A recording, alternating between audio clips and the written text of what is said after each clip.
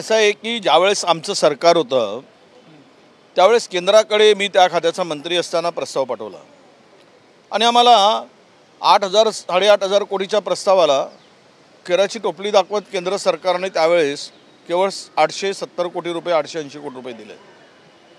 खूप प्रचंड त्यावेळेस कोरोनाचा काळ होता आणि त्यानंतरची जी परिस्थिती निर्माण झाली अतिवृष्टीमुळं प्रचंड नुकसान झालं होतं.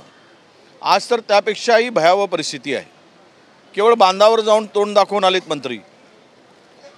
आम्हाला पहा फुलवा हे दाखवायला सोंग कशासाठी करायला पाहिजे? तुमच्यानं काही देणं होत नाही, तुमची ऐपत नाही द्यायची. आज टाहो फोडून शेतकरी वाट बघत आहे की आमच्या पदरात कधी मदत मिळेल. त्याच्या घरातली चूल पेटेन अशी झाली. ही परिस्थिती आत्ता निर्माण झालेली आहे.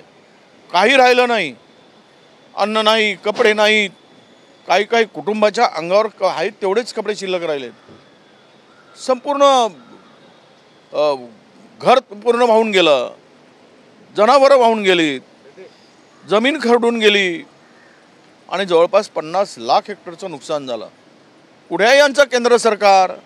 एकच डबल इंजिन ट्रिबल इंजिन, तिकडे वर नरेंद्र खाली देवेंद्रजी.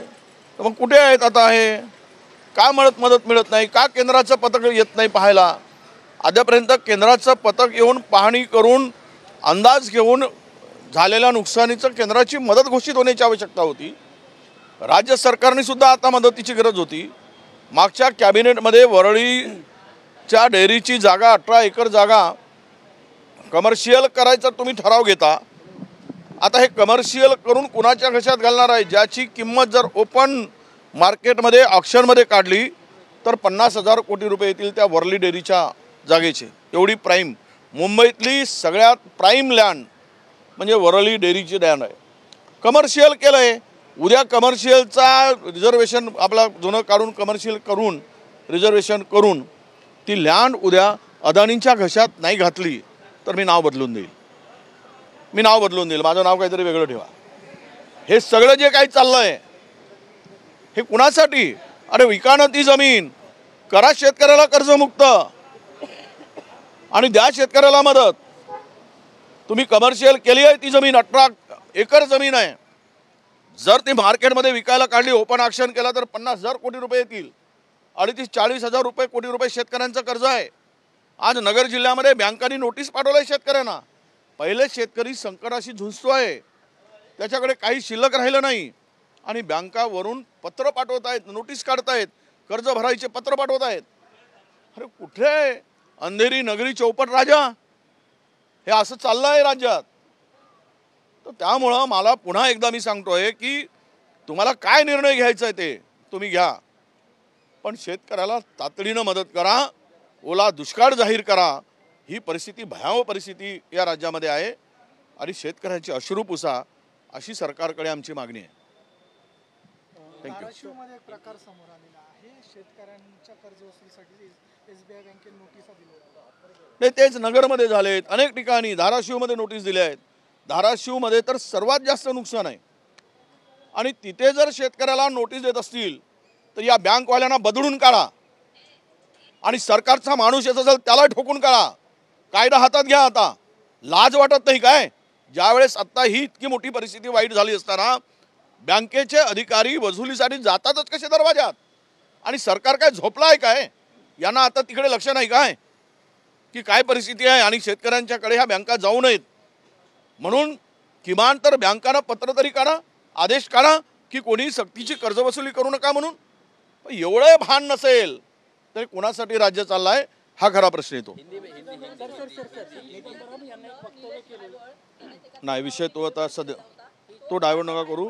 याचं काम आहे. हां, कोण? निलेश घायवर, तो गुंड ज्याने इथे विधान भवनामध्ये मंत्रालयामध्ये सेल्फी काढली, रील बनवला की मंत्रालय माझ्या बापाचाच आहे, याचा मालक मीच असं दाखवत होता. हे सगळे जे होत आहे यांच्यावर राजकीय वरदहस्त आहे. तो राजकीय वरदहस्त मग चंद्रावर राहणाऱ्या माणसाचा आहे की मंगळावरच्या माणसाचा आहे? ज्याचं नाव चंद्रापासून सुरू होतं कुणाचं आहे त्यामुळेच तो पळाला आहे. कुणा ना कुणा पाटील पांड्यांचा त्याला आसरा होता म्हणून हा गुंड पळालाय. हे मी एवढं सांगेल जबाबदारीनं की सरकारच्या आशीर्वादामुळेच तो परदेशात गेलाय. या निवडणुकीच्या पार्श्वभूमीवर छठ पूजा ही युनेस्कोच्या जागतिक यादीमध्ये समाविष्ट होईल अशी मोदींनी घोषणा केली. आता काय तेच करायचं आहे. पूजा पाठ करा, काम करू नका. हिंदू मुस्लिम करा, जय मोहम्मद म्हणा, जय बजरंगबली म्हणा, जय महादेव म्हणा. काम तर काही नाही. दुसरं काय, शेतकरी रडू द्या, मरू द्या, आम्ही हिंदू मुस्लिम करू. काही झालं तरी राज्यात देशात त्यांनी तेवढंच करायचं. मंदिर मस्जिद, छठपूजा, अरे धार्मिक भावना कुठले ते केलं पाहिजे, त्यांच्या भावनाशी आपण काही विरोध नाही. परंतु आत्ता राज्यातली परिस्थिती काय आहे, जे देशातली परिस्थिती काय आहे त्यावर विचार व्हायला पाहिजेत. आनंद आहे की युनेस्कोच्या सणामध्ये त्याचा समावेश झाला. पण हे जे काही जय मोहम्मद, कोणी रांगोळी घालावी, कोणी तुडवावी आणि त्यावरून उद्रेक व्हावा, पाहिलं ना नगरचं, अहिल्यानगरचं, हे कुणाचं पुरस्कृत? सरकार पुरस्कृत ही दंगल आहे. सरकार पुरस्कृत. या ठिकाणी जबाबदारीनं बोलतो आहे हे असे धंदे करून. कारण शेतकरी रडतो आहे, शेतकरी रस्त्यावर उतरत आहे, यांना बदलून काढेल म्हणून आता डायव्हर्ट करायसाठी अशा प्रकारचा नवीन काहीतरी जुमला पेरायचा आणि वेळ मारून लोकांचं लक्ष डायव्हर्ट करायचं. कुठल्या दिशेनं राज्य आणि देश चाललाय हे कळायला मार्ग नाही. हिंदी चला पी चिदंबरम यांचा एक व्हिडिओ सध्या खूप व्हायरल झाला आहे. मुलाखतीमध्ये ते असं म्हणतात की गृहमंत्री असताना 26/11 हल्ल्यासंदर्भामध्ये पाकिस्तानवर कारवाई करू शकत नव्हतं कारण त्यावेळेस अमेरिकेचा दबाव होता. पी चिदंबरम यांचं असं म्हणणं होतं. नाही असं आहे की ते काय म्हणलेत मी तर अजून ऐकलं नाही.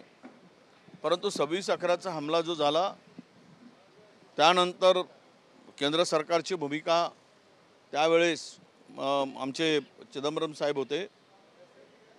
परंतु आम्ही काही दिखावा करत नाही. आम्ही जे करतो ते दाखवत नाही. पाकिस्तानची हिम्मत तुकडे करण्याची कुणाची होती तर ती आमचीच होती. पाकिस्तानला अनेक वेळा धडा शिकवण्याचं काम आम्ही केलं. 250 किलो RDX येऊन अनेक जवान त्या ठिकाणी बळी पडलेत. कुठे गेलेत? कुठे शोधाशोध सुरू आहे? कोण आणलंय RDX? कुठून आला? अद्याप लागला पत्ता? सापडलेत कोणी? आणि ज्यावेळेस पहलगामचा हमला झाला किती दिवस लागलेत त्यांना शोधायला? आता तेही ओरिजिनल आहेत की डुप्लिकेट आहेत, अतिरेकी आहेत की नाही, अजूनही त्यांची आयडेंटिफाय क्लिअर झाली नाही.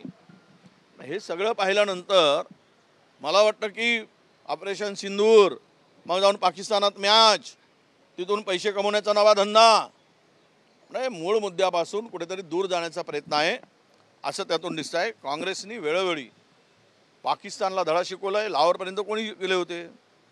तुकडे कोणी केलेत पाकिस्तानचे?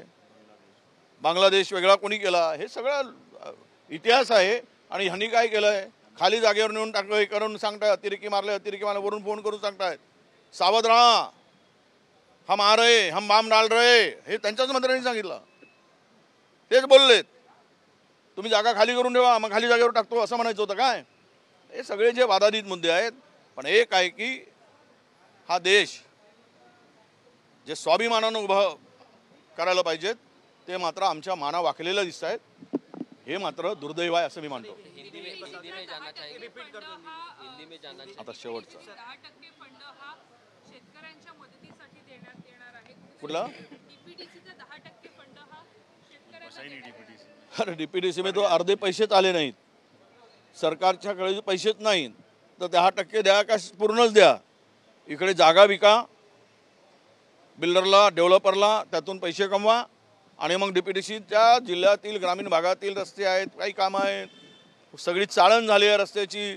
काही ठिकाणी बसेस बंद झाल्यात खड्ड्यामुळं. ही बस तिथे कुठून पैसे आणणार? तुम्ही ह्या जागा विकताय ना, यांना त्यांना देण्यापेक्षा या जागेचं आरक्षण करा, सगळेच कामं होतील, सिंचनाचे प्रकल्प पूर्ण होतील, शेतकऱ्याची कर्जमाफी होईल आणि असले नसल्या प्रश्न जे काही थकबाकी आहे कंत्राटदारांची ते पण पूर्ण देता येईल. तुम्हाला देशच राज्यच जर अदानींना द्यायचं असेल तर मग तुम्ही काहीच करू शकत नाही. तुम्ही याला कट मारा, त्याला कट मारा, आदिवासींच्या या कट मारा, DPDCला कट मारा, समाज कल्याणच्या विभागाला कट मारा आणि सगळं वाटोळं करा, एवढंच ठरलेलं आहे. हिंदी में लास्ट हिंदी में जानना चाहेंगे, आज कैबिनेट में मराठवाड़ा को लेके कुछ प्रॉपर डिसीजन लिया नहीं गया है, क्या आपका उस पर रिएक्शन? नहीं, देखिए दिखावा करने वाली है, दिखाऊ सरकार है, जुमलेबाज सरकार है. इनको किसानों से कोई लेना देना नहीं है, यही तय हुआ है. अगर होता तो अभी तक केंद्र को, सेंट्रल गवर्नमेंट को ये लेटर लिखते थे, सेंट्रल गवर्नमेंट की टीम आती थी, NDRF के जो कोई मदद होती है. अगर ये छोटा सा स्टेट पंजाब 50,000 रुपये पर हेक्टर मदद कर सकता है, 20,000 रुपये एकड़ के पीछे कर सकता है, तो इनके हाथ को क्या पैरालिसिस हुआ है किसानों को मदद करते वक्त? लैंड प्रॉपर्टी, प्राइम लैंड, उसको बिल्डरों के, डेवलपर के और बड़े बड़े उद्योगियों के घर पे डाल रहे हैं, उनके हाथ में दे रहे हैं. अभी कल लास्ट कैबिनेट में वर्ली डेयरी की जगह 18 एकड़ कमर्शियल करने का कैबिनेट का निर्णय हुआ. अब यह जगह कहाँ जाएगी? 100% ये जगह अदानी के हाथ में जाएगी आने वाले दिनों में. लिख लो, नहीं तो मेरा नाम बदल लो. ये क्या कर रहे हैं? वो 18 एकड़ जगह का ऑक्शन करते तो 50,000 करोड़ आते और 38 करोड़ किसानों को हम लोग मदद कर सकते थे, किसानों को कर्जा मुक्ति दे सकते थे और जो अभी संकट में किसान है उसको भी मदद कर सकते थे. पर करनी और कथनी में अंतर है, नियत साफ नहीं है किसानों के प्रति. इसीलिए ये जो सिचुएशन हुई है, राज्य में परिस्थिति निर्माण हुई है, इसके लिए पूरी तरह सरकार जिम्मेदार है. आइला नगर में जो इंसिडेंट हुआ है उसको लेकर आपका क्या कहना है? नहीं, ये तो सरकार पुरस्कृत है. रंगोली डाला, उसको पुतते गए, उसके ऊपर क्या जरूरत थी? घटना वहाँ पे घटी उत्तर प्रदेश में. अब किसान इधर चिल्ला रहा है, किसान इनका बदला लेने के लिए तैयार है, तो करो हिंदू मुस्लिम, यही करते आओ. दूसरा धंधा ही क्या है? काम नहीं कर तो चलता है. मंदिर मस्जिद हिंदू मुस्लिम, मंदिर मस्जिद हिंदू मुस्लिम, यही करते रहो और उठाते रहो, लोगों को भावनाओं के साथ में भड़काते रहो, खेलते रहो और सत्ता की रोटी सेकते रहो.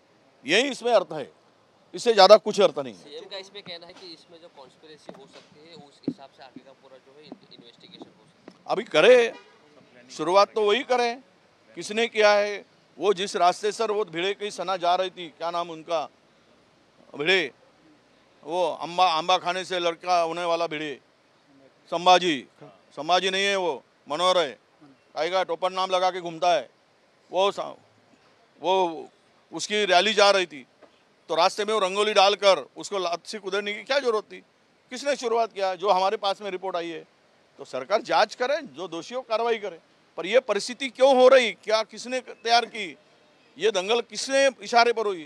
तो ये सरकार के पुरस्कृति है, ऐसा मैं मानता हूँ. आरएसएस के